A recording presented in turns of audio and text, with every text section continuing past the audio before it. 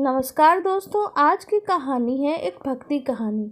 माता वैष्णो देवी कभी अपने भक्तों के हाथों अपराध नहीं होने दे सकती। ऐसी ही ये माता की भक्ति भक्तों के पाप धो देती है, उन्हें काट देती है और अपराध से मुक्त कर देती है। फिर अपने आशीर्वाद से भर के झोली भर जाती है।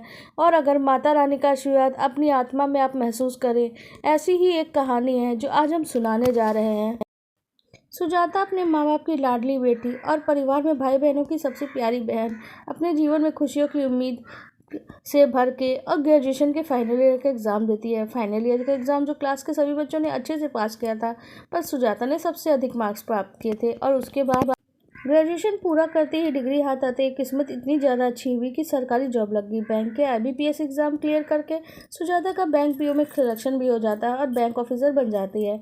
जल्दी सुजाता की नौकरी के चलते एक अच्छे घर परिवार में उसकी शादी भी हो जाती है। सुजाता की किस्मत इतनी अच्छी थी कि सभी उसे बहुत प्यार करते थे। पति उसका बहुत ध्यान रखता था। सुजाता साल 2 साल नौकरी करती है, लेकिन फिर कहती है अब हमें फैमिली को आगे बढ़ाना है, तो अब मैं इस नौकरी को आगे नहीं कर सकती। पति को भी इस बात से कोई ऐतराज़ नहीं था। आखिर लेकिन उसकी शादी नौकरी देखकर ही हुई थी। फिर भी उसके पति और परिवार वालों को इस बात से कोई आपत्ति नहीं थी।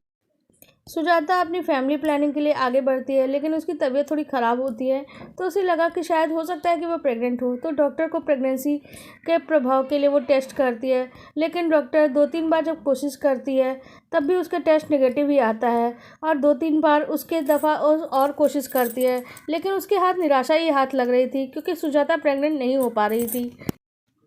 सुजाता अपने पति और अपना मेडिकल चेकअप कराती है, लेकिन कमी सुजाता में ही निकल के आती है। सुजाता ऐसा नहीं है कि वो माँ बन नहीं सकती थी, लेकिन छोटी मोटी कमियां थी जिसकी वजह से सुजाता गर्भधारण नहीं कर पा रही थी। डॉक्टर ने कुछ दवाइयाँ लिख दी। सुजाता काफ़ी प्रयास कर रही थी, फिर भी गर्भधारण नहीं कर पा रही थी। करीब समय बीतते जाता है और ये करते करते 2 साल और बीत जाते हैं। सास ससुर परिवारजन जो उस समय सुजाता को बहुत प्यार करते थे, शायद उनका प्यार थोड़ा कम पड़ने लगा था, क्योंकि पोते पोती के आस में और सुजाता की कमी जाने के बाद बिना बात के भी सुजाता को लोग ताने मार दिया करते थे। एक बार तो सुजाता की सास ने ये तक कह दिया कि वो अपने पति को कन्विंस करे कि तो वो दूसरी शादी कर ले, ताकि कम से कम हम पोते पोते की आस तो पूरी कर सकें। सुजाता ये सुन के और भी दुखी होती है। वो ये नहीं करना चाहती थी। उसको अपने पति के बारे में इस बारे में बताती है, तो उसके पति उसे सांत्वना देते हैं कि ऐसा कभी कुछ नहीं होगा। सुजाता के 1 साल और इसी तरह से करते करते बीत जाता है। और जो सास ससुर साथ थे, अब पड़ोस के बहाने भी किसी न किसी फंक्शन में पड़ोसी भी सास ससुर भी उसे दूर रखने का प्रयास करते, और किसी न किसी बहाने को डायरेक्टली या इनडायरेक्टली सुजाता को कुछ न कुछ रोज़ सुना ही दिया जाता। ये सब सुजाता के सब्र के बाहर होते जा रहा था। इसी बीच सुजाता की एक सहेली जो उसके ऑफिस में काम करती है, वो उससे मिलने आए और उसे कहती है धीरे से कमरे में ले जाके, हम ऐसा भी तो कर सकते हैं, ऐसे किसी नवजात शिशु को जिसका कोई अपना ना हो, उसे तुम अपना बच्चा घोषित कर दो। और इससे वो लेकिन सुजाता इस बात के लिए भी तैयार नहीं हो पाई। सुजाता ने कहा, भला ऐसी कौन सी महिला होगी जो एक बच्चे को अपने 9 महीना कोख में रखे और फिर बताओ, और अपने बच्चे को फिर मुझे दे दे, और शायद कोई ऐसा करे भी ना, और मुझे वो क्यों दे देगी, और मैं ऐसी महिला को कहाँ ढूंढ पाऊंगी। सुजाता की बातें सुनकर सहेली में बहुत निराश हुई और उसने फिर एक और बात कही। उसकी सहेली ने सुझाव दिया, क्यों नहीं तुम माता वैष्णो के दर्शनों के लिए चली जाती हो। तुम दोनों पति पत्नी दर्शन के लिए हो आओ। वैष्णो देवी के आशीर्वाद से तुम्हारी संतान की मनोकामनाएं जरूर पूरी होगी। सुजाता ने सोचा ये उसकी सहेली है, उसका भला चाहती है, और आखिर इसमें बुराई भी क्या है। और वो माता वैष्णो देवी के जाने की तैयारी शुरू कर देती है। टिकट बुक कर लिया जाता है। सुजाता अपने पति के साथ माता वैष्णो की यात्रा के लिए ट्रेन में बैठने का सफ़र तैयार करती है, और ये 1.5 दिन का सफ़र तय करके जाना था। ये सफ़र अच्छा खासा लंबा हो जाता, लेकिन सुजाता ये सोच रही थी कि अगर उसकी संतान होती तो ये होता, उसकी संतान होती तो वो होता, और ये सोच सोच के वो काफ़ी दुखी होते जा रही थी। सुजाता ट्रेन में बैठ गई। वहाँ वो लोग बैठे ही थे, तभी उन्हें एक बच्चे के रोने की आवाज़ सुनाई पड़ी, जो ज़ोर ज़ोर से रो रहा था। सुजाता बगल के कंपार्टमेंट गई, तो वहाँ पे एक मजदूर किस्म की महिला जो थी, वो ज़मीन पे बैठी हुई थी और बच्चा उसके लिए दूध के लिए रो रहा था। और थोड़ी देर बाद वो महिला चमका बना के ज़मीन पे ही सो गई थी। और ये करीब रात के 12 बजे के समय फिर सुजाता के मन में एक बात आई कि वो औरत तो थकी हुई मजदूर थी, शायद उसका टिकट भी कंफर्म नहीं हुआ और शायद उसके पास टिकट के पैसे भी ना हो। वो बच्चे को लेकर अपने बगल में सो रही थी और थके होने के चलते बच्चे के रोने की आवाज़ भी उसके कानों तक नहीं जा रही थी। सुजाता ने एकदम से उसके पास गई और उस बच्चे को गोदी में उठा लिया और सुजाता उस बच्चे को लेकर अपने पति के पास आई और बोली, वैष्णो देवी ने हमारी मनोकामना पूरी कर दी है। इस बच्चे को हम पाल लेते हैं, इस बच्चे के माता पिता बन जाते हैं, किसी को पता नहीं चलेगा, हम कह देंगे अनाथ आश्रम से गोद लिया है।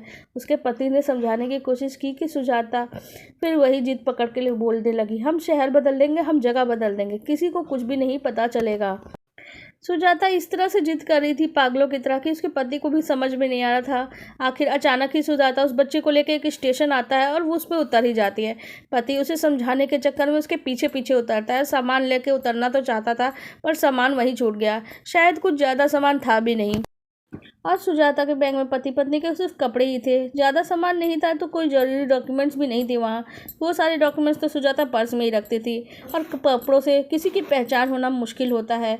जल्दी ही वो दोनों एक होटल की तरफ बढ़ जाते हैं। पति उसे समझाने की कोशिश में उसके पीछे पीछे चल रहा था कि हम किसी और के बच्चे को यूँ नहीं ले सकते। और सुजाता लेकिन जैसे समझने को ही तैयार नहीं हो रही थी। सुजाता रास्ते में छोटे से बच्चे के लिए थोड़ा सा दूध खरीदती है और जब वो होटल में आती है तो उसे गोदी में लेकर दूध पिलाने लगती है। उसमें एक कमरा लेके वो दोनों आराम से बैठ जाते हैं। सुजाता का पति उसे अभी भी समझा रहा था कि हम पता नहीं उस औरत को कैसे ढूंढेंगे, कैसे लौटा पाएंगे उसका बच्चा। पर सुजाता के तो कानों तक जैसे कोई आवाज़ ही नहीं जा रही थी। सुजाता उस छोटे से बच्चे को अपने सीने से सटाकर सो जाती है। उसे लग रहा था जैसे ये उसका अपना बच्चा है और सालों के बाद उसकी मनोकामना पूर्ण हो रही थी। उसे एक बच्चे का सुख मिल रहा था और वो इस सुख से खुद को वंचित नहीं करना चाहती थी। सुजाता गहरी नींद में सो जाती है। तभी उसे लगा जैसे कोई उसे आवाज़ दे रहा है।